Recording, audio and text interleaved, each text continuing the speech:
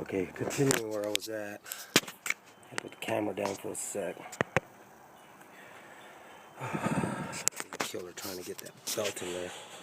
I suggest that you put the belt on that big pulley down on the bottom.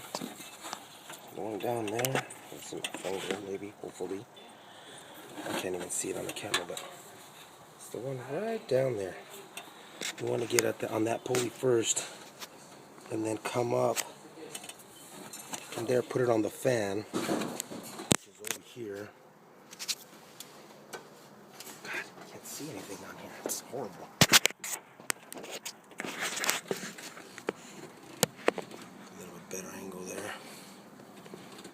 You can see the fan right up over there. Put the belt on there. And then from there, you want to put it on the power steering and then put it underneath the idler pulley.